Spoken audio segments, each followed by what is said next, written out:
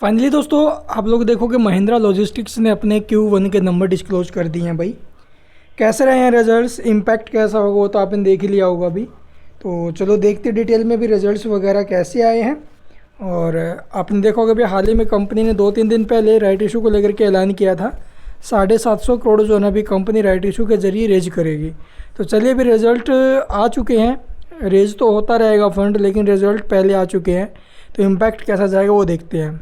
तो हम डिस्कस करने वाले हैं अभी कंसोलिडेटेड स्टेटमेंट्स को लेकर के। ऑल फिगर करोड़ में डेटा दिया गया है। बात करें टोटल इनकम की या फिर टोटल रिवेन्यू, करंट क्वार्टर में 1629 करोड़ है जो प्रीवियस में 1571 करोड़ थी और प्रीवियस ईयर के सेम क्वार्टर में 1425, यानी कि ईयर टू ईयर बेसिस पर इनकम इंक्रीज है and quarter to quarter basis पर भी हमें इसकी इनकम इंक्रीज होते हुए नजर आई है भाई।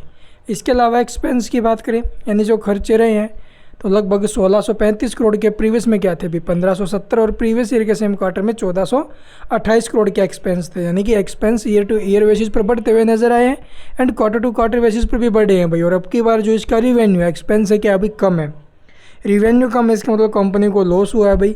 लेकिन लॉस कितना चलिए देख लेते भी। नेट प्रॉफिट या लॉस आफ्टर टैक्स की बात करें तो यहाँ पर करीब 9 करोड़ 44 लाख का लॉस हुआ है कंपनी को, जो प्रीवियस में केवल 5 करोड़ का लॉस था और प्रीवियस ईयर के सेम क्वार्टर में 7 करोड़ 84 लाख, यानी कि लॉस इसका ईयर टू ईयर पे बढ़ते हुए नजर आया and quarter to quarter basis पर भी इंक्रीज रहा है भाई।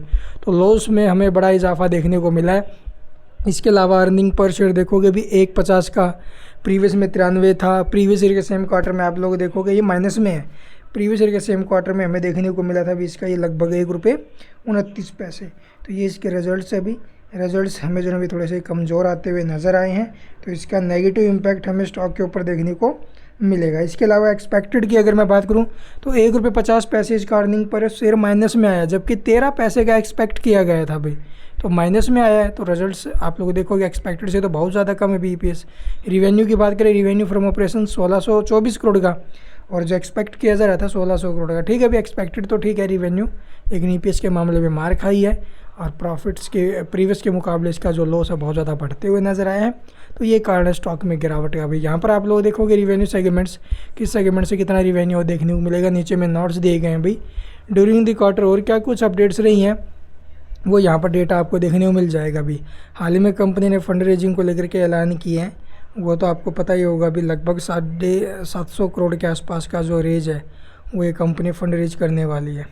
ठीक है, रेशो वगैरह जो भी है वो यहाँ पर आपको डिटेल जानकारी इस 5th कॉलम में आपको मिल जाएगी भी, इसे पढ़ लेना। ठीक है, thank you for watching the video.